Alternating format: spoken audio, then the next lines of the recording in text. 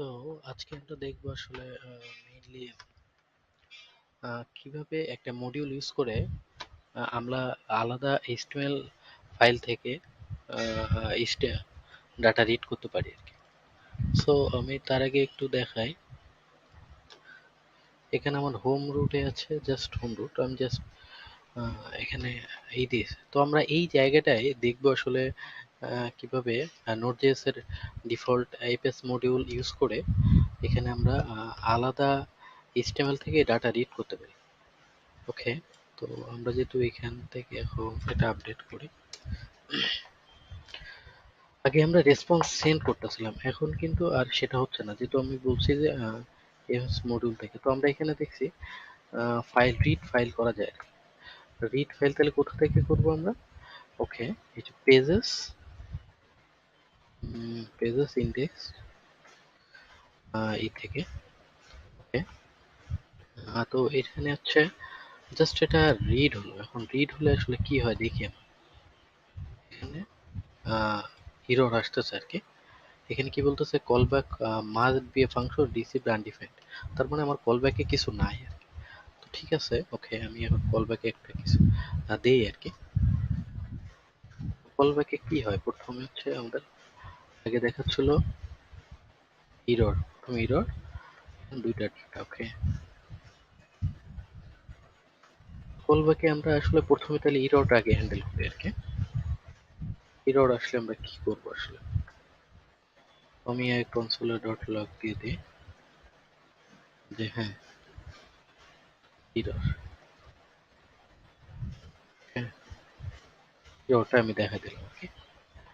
ওকে, আর response কি করে দিলাম, রেসপন্স সেন্ড করে দিলাম। হ্যাঁ, ঠিক আছে, সামথিং রং।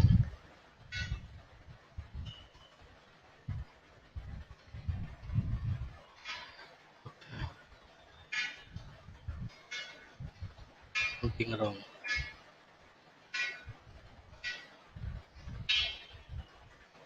সামথিং রং, এটাকে হচ্ছে এররটা হ্যান্ডেল করলো।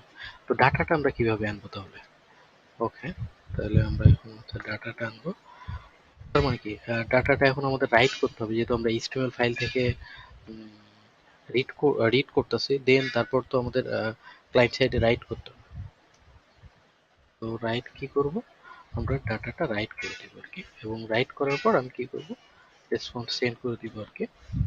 সেন্ড তো না, যেহেতু আমার ডাটা রাইট করার পর আমার আর কোনো কাজ নেই, তো আমি এটা শুধু ইন করে দিতে পারি আর কি। তো আমি এখন আবার একটু রিফ্রেশ দিয়ে দেখি আমার এখানে কি আসে। এখন আমার এখানে জাস্ট HTML কামিং ফ্রম। তো এই ডাটাটা আসলে কোথা থেকে আসতেছে আমি আবার একটু দেখি আর কি। এই যে আমার HTML কি আছে, আমার HTML দেয়া আছে HTML কামিং ফর এবং কিছু লরিম ইপসাম টেক্সট দেয়া আছে। এই ডাটাটাই কিন্তু এখন আসতেছে। এই ডাটাটা আসলে তাহলে আমরা সামারি আসলে কি করলাম? প্রথমে আমরা এমএস মডিউলটা ইম্পোর্ট করলাম, এইটাকে ইউজ করে আমি একটা HTML ফাইল থেকে ডাটাটা পড়লাম। পড়ে আমি আগেই দেখছি যখন আমরা কলব্যাক ফাংশন এটা না দিই তখন একটা এরর আসে। তো আমরা কলব্যাক ফাংশন থেকে আমরা এররটা আগে হ্যান্ডেল করলাম। যদি কোনো সমস্যা থাকে, সাপোজ আমি এখানে এটা দিই, তাহলে কি আসতে পারে আমরা একটু দেখি।